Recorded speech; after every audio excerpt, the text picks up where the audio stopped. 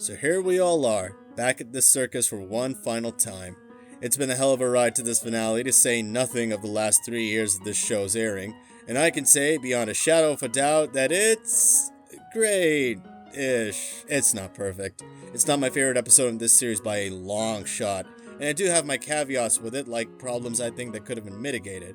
And I'm not only judging this finale by itself, oh no. For you see, I was both autistic and fortunate enough to go watch this thing in theaters. That's right, baby, I got the big fancy recliner seats for watching this bad boy. So, real quick tangent on that, it was certainly a very surreal experience, to say the least. Here I am, popcorn and 2 large 7-Ups in hand, watching what is essentially a made-for-YouTube series on the big screen. The audience seated with me wasn't particularly large, but did fill like 3 rows, and this is impressive, because I saw this at the butt end of the screening week in my area. And quite a few kids here and there with their parents, which, I expected, but do they even know what's going on? In the show about people racked with psychological trauma and metaphors about ending oneself, are kids these days just smarter or somehow dumber?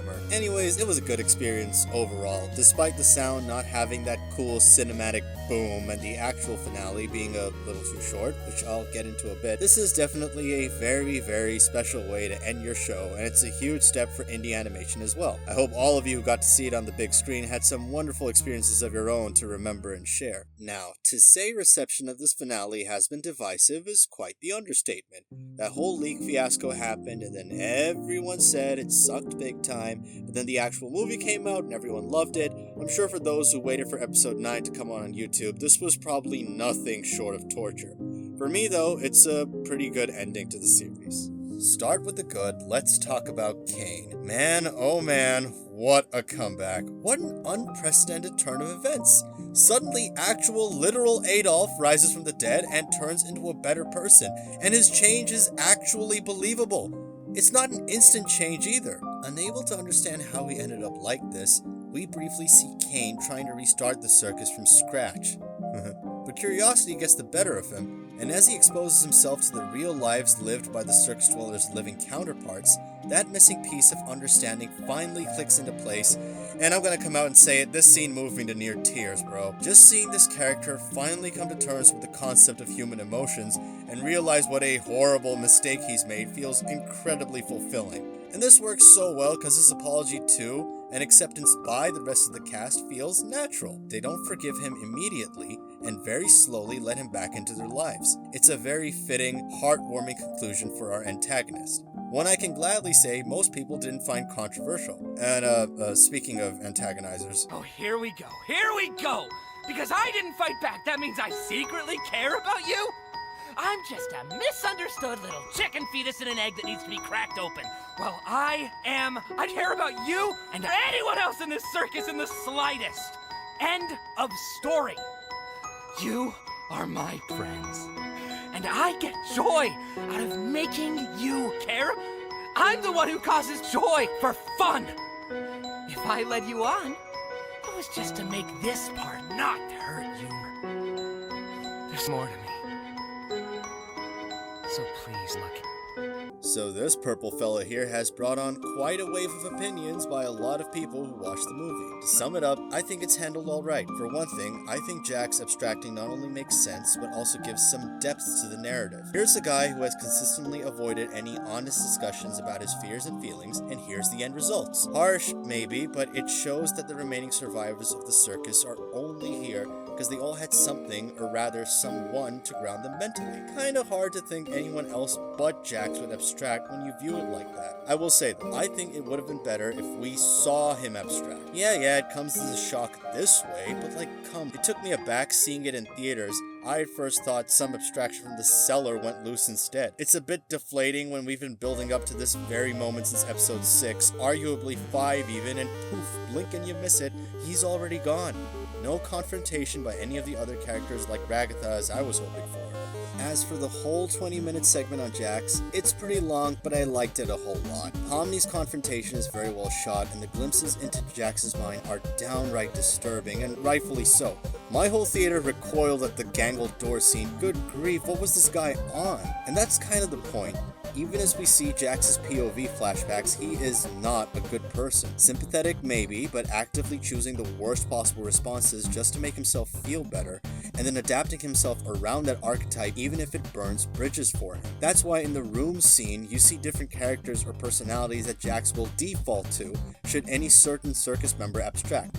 None of them really authentic or vulnerable at all. Despite all that, however, Pomni still reaches out to him, not in a bid to fix him, but to let him know she'll be here for him. I like to think that Jax, in his own way, got a good ending as well. Sure, he's essentially dead, like he's not Jax anymore, but with Pomni being there for him, the circus dwellers make a lodging for him. It's the same reason I don't agree with a lot of people hating on this character and saying that he got what he deserved, or that he deserved worse. So the way I see it, we got the best reasonable ending for Jax. Yeah, it takes a good chunk of this finale, and that is something we're going to talk about, but for what we're given, it neatly wraps up his character story, and you end up taking away the significance of his actions. Ended too harshly, and the show's general theme of hope gets lost in a bid to hate bomb a character. As for the ending for the rest of the cast, it gives them a lot of much needed closure. A neat thing this finale does is that it lets you know in the first 2 minutes that these guys are brain scans, and that the real human counterparts are alive and roaming free, completely unaware of their digital copies.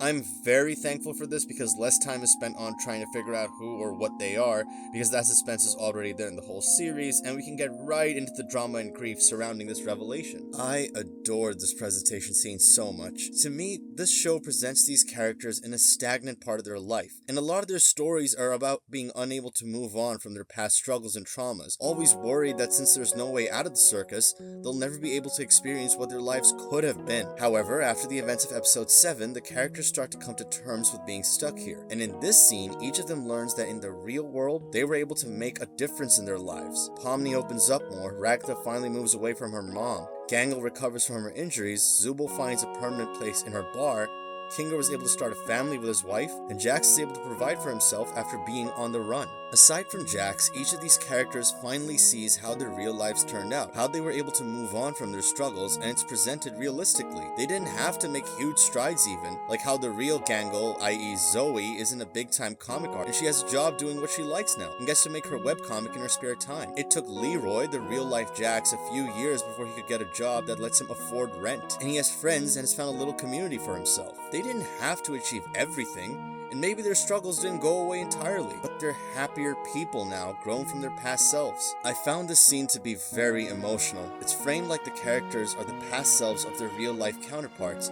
racked with anxiety and hopelessness about their futures, literally unable to progress further in life. This should have caused abstractions left and right, but they stuck to each other and tried to make the most of their situation, hence grounding them. And being able to see that out there in the real world, they were able to push past all of that negativity and would turn out okay in the end. It's almost like seeing your future self doing okay. At first, this scene made me think, wouldn't this depress these guys even further? Isn't this making them see the lives they'll never get to lead? But this is where the show makes this important distinction. The characters as we know them are no longer their real-life counterparts, and haven't been those people since they entered the circus. It's sort of like their paths have diverged. The real-life cast hasn't gone through the hell that was the circus, and likewise, the circus cast are just an echo of the past that no longer exists. These are two separate sets of people, and the circus dwellers don't have to worry anymore of the lives they won't get to live. This presentation gives them that closure they need to move on, and the assurity that in the real world, it all ended up alright. Some would say that this ending is too convenient. Like, ooh, what if one of them was dead in real life? What then? Wouldn't that be a real stinker? And I don't agree with that sort of thinking. Like, guys, consider this is a story, and a story imparts its themes and messages onto the viewer. Real shocker, I know, only the most controversial takes here. The message this theme sends is one of hope. I doubt adding something like a character death for the realism would improve anything about it. Hell, it would detract from the scene's importance. But as satisfied as I am with this ending, this is not a perfect episode.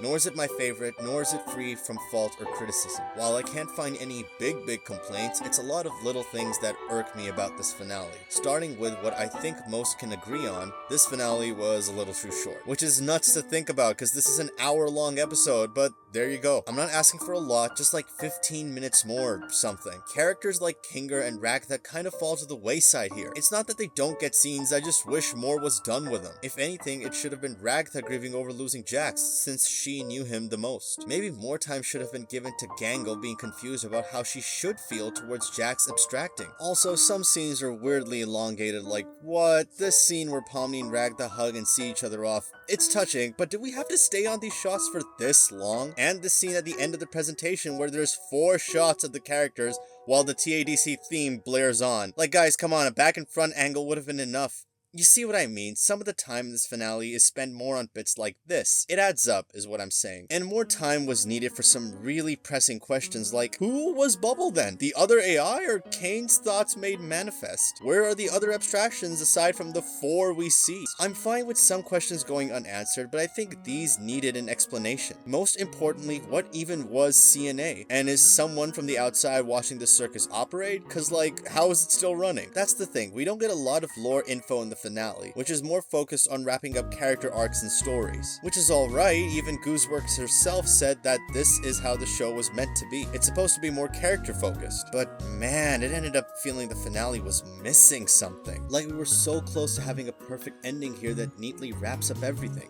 I still feel like there's a special episode to go where all these questions can be answered. Again, 15 to 20 minutes. Is that asking a lot?